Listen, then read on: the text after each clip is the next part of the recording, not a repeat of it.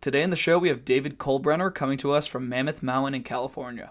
David is the founder of Skards, which is the first and only freestyle skiing trading card company. The first pack of cards is available now on David's website, skards.life. That's SKARDS.life. And you can find updates on Instagram at skards_official. We mix up the format this week with a shorter, more concise conversation, so let me know what you think of the changes. Hope you enjoy the episode. Yeah, so let's start out with something simple. Who are you? Where are you from? Where are you at right now? All right, cool. So yeah, quick background. My name is David Kolbrener. I grew up in Croton, New York. It's like an hour north of New York City. My dad taught me to ski when I was 5. Went to Hunter Mountain, New York, one day. I think it was the classic like Levi's and a windbreaker, and had me just like between his legs. And then I don't really remember. I was just little, but like we used to go up to Bel Air, which is like a state-owned mountain also in the Catskills. Skied there a bunch. And then I remember the first time I saw like anyone like shredding a park too. I have no idea who he was, but he like hit a C box and like got on top of the coping of the box. And I was just like, I was like completely mind blown. I must have been like 8 or 9. And then, yeah, fell in love with skiing from that. Fast forward a little bit, started skiing in Burke, Vermont, which is like near Jay Peak, and met a bunch of homies up there who they're kind of all like doing their own thing. A bunch of them ski at Sugarbush now. And they just like, they were all super good because they lived up there and all super friendly. And like some of them had like older brothers or cousins or just like would ski with the older crew. So it was just like a good environment, like welcoming and all that. So that was epic. Like that was definitely some of my like earliest and best ski memories. Would like count down the days of the year before I go to Berg. Yeah. And then yeah, so then I went to college in Binghamton, like SUNY Binghamton. It's a state school, and studied a dual degree in graphic design and French language and linguistics. So super random. Had to take a lot of like gen ed, just liberal arts courses, which were super, like, I think way more transformative than most of my design classes. Not that I didn't have good professors here and there, but a lot of like getting good at design is just kind of YouTube videos and like chipping away at it on your own.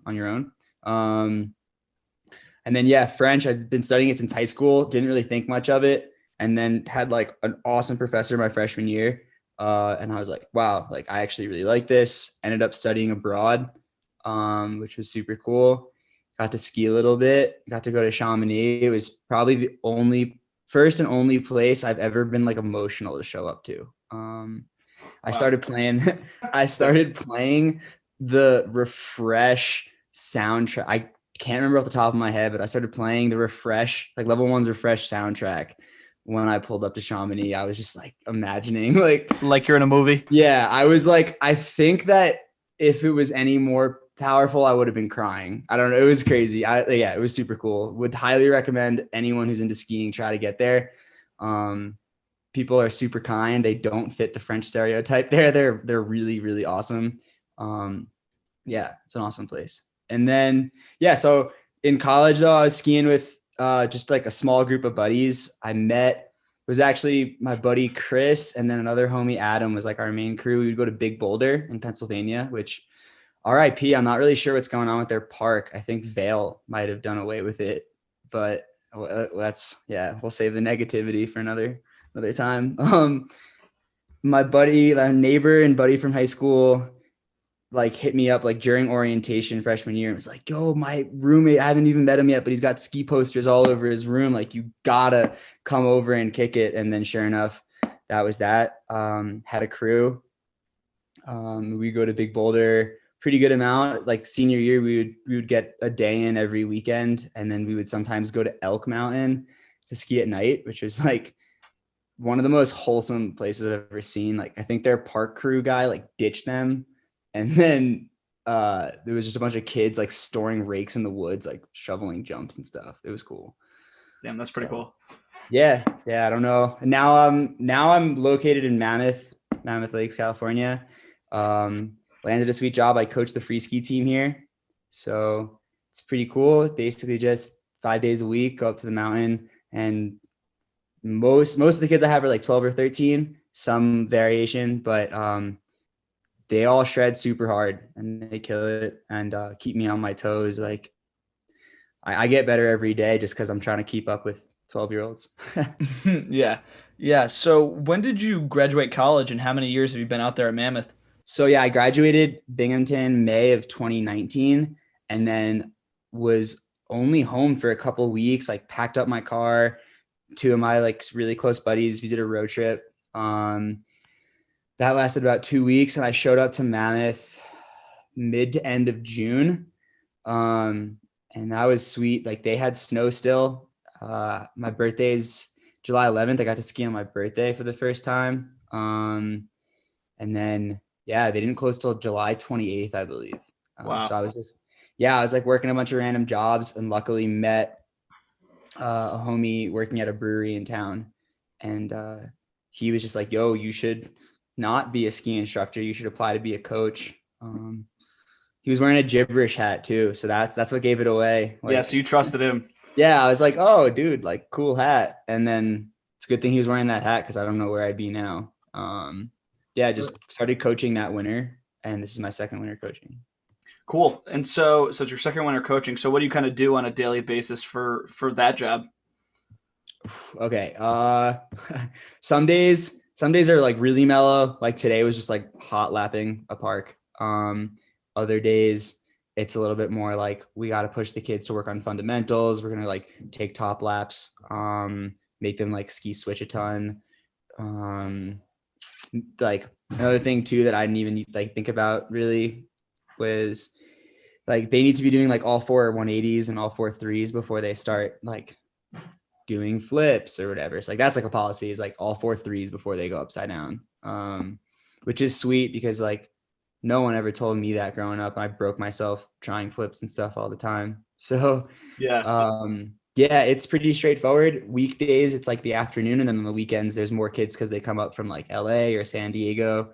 It And pops off. It's fun. yeah, do you have like a consistent group of kids that are always showing up? Is it like a seasonal thing, or is it kind of you can just show up and join whenever you want? A bit of both. There's like some consistency. Last year, during the week, I had a group of kids that were all like locals, and they would come up after school. And almost all of them have like moved on to the elite team now. They're all crushing it. But then I had like a much more like diverse group of kids, like both age and skill level wise on the weekends, which is kind of how it is for all the groups, just because like more people can come on the weekends. Not everyone lives up here. But the season's been good for a lot of the kids because like they're in online school. So some of them some of them are up here a lot more than they would be otherwise. So Yeah, I didn't think about that. That actually works out pretty nicely for those kids. yeah, for sure. Yeah, so that's your money maker right there. And so the reason I hit you up is for this passion project you're working on. So what is Skards, and where did you kind of come up with this idea? Damn, Skards. I definitely had the idea like on and off. And since I was a little kid, like would just draw sketches and like I don't know, I would brainstorm stuff. But this past summer, well, I guess throughout the spring and into the summer, I was looking at Instagram and there was this guy, Euphoric Supply, and he was making like Pokemon cards for rappers. And I was like, damn, that is not only a really cool idea, but like he's selling a tangible product for an affordable amount. And I'm like, we live in a world of screens. So just like, I don't know, it just like resonated is the right word, but like it definitely meant something to me. And I was like, this is really cool. And then one day I don't know, like sat down in Photoshop and started clicking around. And then, yeah, I guess I had like a bunch of designs laid out. Didn't really know what I wanted to do with them, or like how this was going to like go. I was like, damn, we have to get permission from the photographer, permission from the athlete. And I just like had a really sick design that I was confident in for Phil Casamon, which was the first card. And I had actually, for a French project right before graduating, I had like hit up a bunch of random French skiers. And I honestly don't even remember sending the interview questions that I ended up using for this project. I didn't even realize I sent it to Phil. And like, I opened up Instagram like a DM from Phil. I was like, what? Like, no, he's my hero. Like since I was a little kid, I've been like stoked on Phil's skiing. So yeah, and he was just like, yo, this is really sick. Like, thanks for including me in the idea. Didn't really like elaborate, but was just like hyped on it. Wasn't telling me not to do it. Like I was like, all right, cool. And then was like really confused about like how to print them and didn't really know if like any company would do it right. Eventually just found one that I was like, you know what, like might as well just see how it goes. They did a pretty decent job. Hit Phil up again. I was like, yo, I printed them. What do you think? And then he was stoked, got a hold of the photographer. He said he was cool with it. And then from there, it's been just like kind of snowballing. Like got a little bit of momentum and one thing leads to another. And now I think it's like pretty cool being able to hit people up. Like I'm confident. I'm not like, oh shit, what are they going to think? But yeah, I definitely didn't really know what was going on at first, but luckily Phil is super supportive of like any artists in the community, and like uses his platform to really help people out. So yeah, Yeah, shout out Phil Casabon. for sure. I saw that. So I saw you posted that on October 30th, and then your most recent drop came out on January 10th. So like between those couple months, were you just hitting up athletes, hitting up their photographers, working on the design? Like what was the kind of the process Yeah, for that? more or less. I knew of someone who I like would be comfortable hitting up Alex Hall, and he just like dropped me his number. I was like, okay, shit, and like sent him the design. He said he was cool with it. The photographer I just found like was like straight off Google Images. And then I just searched her name, DM'd her. She was all about it. Uh, and then for the pack, I definitely got a bit of help there. One of my coworkers grew up in Mammoth, and he grew up skiing with Parker White and Chris Logan, and also is like pretty friendly, I guess, with Chris Benchetler. So that was three athletes right there that he was able to hit up for me. They were all stoked on it and supportive. And then for the other ones, Instagram DMs, asking people like Tall T Dan, like runs Arsenic and everything. Like he just kind of like let some people know, like, yo, there's a DM waiting for you. So yeah, like ski community is awesome. It's like tight knit enough that someone knows someone and they can hook it up. And yeah, people are really supportive. Yeah, I mean, I've only been doing this for a couple weeks now, and it's amazing. Like, you could hit up basically anybody in a DM, and they'll probably respond in the ski community. It's amazing Yeah, how tight knit everybody is. for sure. For Yeah. sure. So, do you have? So, are all the cards that are in the first batch are those all the athletes that you've worked with so far, or do you have kind of more cards waiting for a second and third release? I have, okay. So this was one of like, I'm open to advice. If anyone's listening to this right now and is like, yo, I want to see XYZ on cards or whatever, like DM me and I'm definitely open to whatever. But yeah, so my coworker, the one who grew up with Parker and Chris, he was like, you should start a nomination system. So like, uh, say like, hey, I hit up Quinn. I was like, yo, I want to do this nomination thing. And he was like, oh, like listen off all these names. Like obviously like his boy Ferdy. And then like he like dropped the name like Andres Hotveit. And I was like, damn, I haven't even like thought of Andres Hotveit in a couple years. But I remember watching him and being like so stoked on his skiing when I was 12 or 13. So yeah, moving forward, I'm all for putting in groundwork and hitting people up, but I also don't want to like necessarily like heckle anyone. And I think it's really cool if like these skiers are nominating like their heroes or someone that they just maybe even think is like on the up and coming and deserves some attention. But I don't have like a solid plan. It's kind of just like, let's see how it comes together. Yeah, for sure. Obviously, I'd love to be making like cards for everyone right now, but that's just not realistic. Yeah. So what was so I saw one of the cards was a collaboration with a ski shop out in Mammoth. So what was the how did that work out? Yeah, so P3 Sports is just like a pretty sweet ski shop in town. I coached the owner or the manager's son last year, and he just hooks up for like the team, like get discounts, like boot fitting, whatever we need. And then sponsors a local rider, his kid Aaron Durlester. And then the person who took that photo is a friend of mine, she goes out like when there's Grand Prix or just like on a day off, she'll come and shoot like whoever's shredding. So I just thought it was a cool idea. Like it's way more exciting of a business card than just like a normal business card. So he was about it. He was like, yeah, sure. I love the design. Let's go with it. And then moving forward, like, I think it'd be super cool if some tiny little shop in like Quebec or something, it's like, yo, we have an awesome rider. This is a sweet photo. Or like, I haven't really reached out to anyone regarding the next shop card, but I do have some ideas. And yeah, I don't know. Yeah, that's awesome, man. So you're currently working on the second batch right now, and just like starting that process, or are you actually just like working on shipping out the first one? So yeah, so basically the first company does like a pretty decent job, which I had to go back to because I tried a second company and they're like really big and a lot more professional, and I thought they would do like better job, and they shipped me some like really messed up cards. So luckily I got like fully refunded by them and then had to go back to the first company, and like it's all sorted now. Moving forward too, I have a much more like reliable provider. Um, but yeah, just working through the kinks. Right now I'm just trying to get this first order sent out.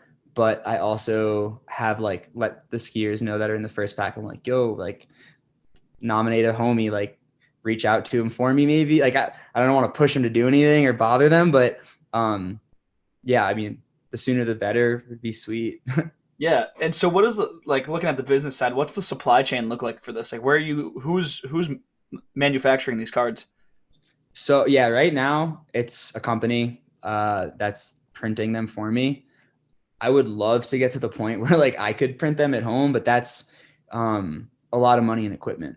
Hmm. So right now, like I design everything in Illustrator and Photoshop. I send the files out, they print it, send it back to me, and then I've been like gathering, I guess like supplies other places. So like every pack comes with a sticker. I had to order the sticker separately. The packaging, right now, I like it. It's like a cover card, and then it's in like a plastic sleeve. I would love to like start printing actual packaging, but that's really hard to do in small quantities. So a lot of the providers do like minimum quantities of, I don't know, like 20,000. Like it's been a cool learning experience, but it's also a little frustrating at times. Um, yeah, I guess, does that answer the question of supply Yeah, chain? and so is this like a U.S. based company, or are you like outsourcing to like China to make it cheaper? Like, No, where'd you find this? Where'd you find the company? the company's based out of New York, like in Brooklyn, I think. And then they've been like pretty helpful. Like you can communicate with them and they'll tell you if the design team needs something different, which they definitely could be a lot more elaborate. And then I think they would be doing a better job printing, but it's okay. I'm not gonna like thrash them. And moving forward, like the next company, I think will do like a pretty stellar job. So trying to keep them uniform, but also like make them better at the same time. Yeah, Um, yeah, for yeah. sure. And so, how are the orders been so far? I saw that. So we're like 5 days after the first drop right now. Did the orders? Did they start pouring in once you posted on News Schoolers and started like hitting social media? Yo, that was awesome. I don't know who is managing the New Schoolers Instagram page, but thank you. um, yeah, I put that article up, and then it just got a couple upvotes, and then got the front page, which was super cool. 12-year-old David was like inside was like freaking out. Front page of New Schoolers is always a flex, and then uh, the guy who I'm totally spacing on his name, but the guy who writes like New Schoolers Rewind like threw me in the bottom of the article, which was awesome. That's more exposure. Um, and then yeah, they put like top rated content on Instagram, which is sweet. Like New Schoolers has 300,000 followers, so that's awesome exposure, and also way more younger kids um, are on the news, like following the New Schoolers Instagram account. A lot of the kids I coach don't even know that New Schoolers is a forum, and I'm like, oh my god, I feel old. I'm like, yo, this is like the Facebook of Reddit of skiing. Like it was my homepage on my desktop as a kid. Like I would sit and watch videos all day. How do you guys not even know it's a website? You think it's just an account, but whatever, they're kids. Yeah, I mean, I've seen that too. Like even people my age, like kids that are in college or just graduated, like I know for a fact they're not on New Schoolers on the forums, but I see that Yeah. they follow the Instagram account. So I Yeah, think that the Instagram's probably doing bigger numbers than the forums right now. But 100%. And like, there's nothing wrong with it. That's just like where things are going now. But I did like feel inclined to post an article just because like I don't know, like not like OGs. That's a weird thing to say. Just like people, I guess like 20 and up were old enough that they were using new schoolers to find cool videos and content and even like chat or sell a hoodie, you know? Um, so, yeah, but yeah, no, I also been talking to some friends and they're like, dude, like you got to market to kids, dude. Like, sure, plenty of people our age and older are gonna like be like, that's sweet, I want to pack or whatever. Maybe they don't want to pack, but they're like supportive of it. It's like kids that are going to be like super stoked on it and want to collect them and trade. Maybe I got to make a TikTok or something. I don't know, yeah. but That's I bet that's the I'll figure it default right out. now. Yeah, yeah. Yeah. Um. So let's see. So in terms of future vision, I know like the company's still kind of in its infancy right now, but do you plan on selling gear? You just want to focus on the cards right now? What's that looking like? Yeah, cards is primary focus. Like, and I would love to do like, so like I want to do like a theme per pack. So the posts on Instagram are gonna have like the same theme as like the cover art as is the sticker in it. And there's I don't want to spoil it, but there's definitely going to be like there's some collaboration efforts in the works right now. I think that's like for me that's the most exciting part, and I think also from a marketing standpoint that will be successful. Just like I don't know, getting to meet whoever is running X company or like it's just I don't know. That's awesome. And then also helps them hopefully. I don't know. Hopefully it'll be like ideally it will be a mutual relationship. Yeah. And then yeah, some small gear, I guess. Maybe like I've designed a few t-shirts and stuff. It would be cool to make like a t-shirt here and there. We'll see. So what can people expect with when ordering this first pack? I see that you dropped 9. It says a sorted pack of 5 with a sticker. Mhm. So is it kind of just a random collection of cards that gets thrown in there? Like what can people expect when they put in an order? Yeah, I'm gonna just like you ordered a pack. I'm gonna be all right. So and so from New Hampshire ordered 2 packs. I'm just gonna like get the stuff out. I'm gonna grab 5 cards. I won't give you doubles. I mean, maybe you'll get 2 because you've ordered like 5 packs or something. Obviously, there's gonna be repeats, but no, each pack will be like 5 separate cards. And then I actually have I ordered 2 sheets of a holographic adhesive off of Etsy, and I gotta once the new cards come, I gotta slap those on there and make them all pretty. So there'll be some shiny cards in there. I'm trying to keep it true to that like not initial, but what's the right word? I don't know, just being like super stoked on getting like a shiny Yu-Gi-Oh card or Pokemon card when you're Yeah, nine. I mean that's what I was going to ask. Like, were you a Pokemon and Yu-Gi-Oh kid, or were you more like a I baseball like cards kid? not like super obsessed with any of them, but definitely had a collection, thought they were really cool. I have like a cool little like wooden treasure box thing back in my parents' house in New York. And I think there's like one of those really rare Yu-Gi-Oh cards where it was like 5 and you would like align them. And I found it while cleaning and I was like, this thing is a couple years ago. I was like, this thing is so sick. Like, I'm so glad that this didn't end up in the sleeve that I gave to my little cousins. Um, yeah, it's still sitting in there, but yeah, I don't know. Yeah, I think it's cool trying to bring back that like childhood excitement. Definitely, man. I think they say that like sports cards in general are on the rise again. People are starting to pay crazy money for sports cards, and so Yeah. this is like the first kind of skiing trading card. This is Yeah. an amazing idea. Thanks, dude. Yeah, I'm stoked. It'd be really cool to like eventually make them for snowboarders and skateboarders and who knows, surfers, BMX. Like I I'm not amazing at any of those things, but I do really like it and enjoy watching it.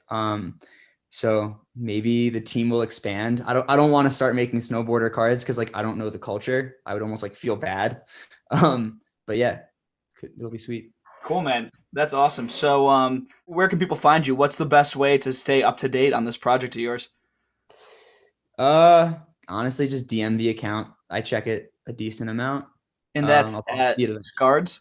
Yes, at Skards_official. I'm trying to secure the just Skards, like plain handle. It's like a spam account, following 1, 0 followers, no pro pick or anything, but no success so far. All right, if anybody at Instagram is Yeah. listening, we got to get the Scards main Go account go locked go report it as spam every day for me. up. Yeah. Cool. And yeah, so and the website is, let's see. Skards.life. Awesome, man. Yeah, Yeah. so when can people expect kind of a second update? I know this one says January pack. Are you trying to do it monthly, or how long is that going to take? I would love to. I think realistically the next pack drop will be March. I'm shooting for early March. So Cool. All right. Well, yeah, that was David with Scards. Thank you so much for coming on, man. That was awesome. I'll stay on absolutely. after and chat for a second, but yeah, that was great. Oh yeah. Awesome, dude. Thanks for having me on. I hope I answered everything okay. I feel like I hate my own voice sometimes, but You're good, man. Don't worry. That was great. cool. Cool. All right. Big thanks to David for coming on the show. Be sure to check out the January pack of Scards and follow him on Instagram for updates. Just some housekeeping. We're fully up and running on Spotify and Apple Podcasts, so be sure to subscribe and leave a review for the show if you haven't already. That's all we have for today, and we'll see you next week.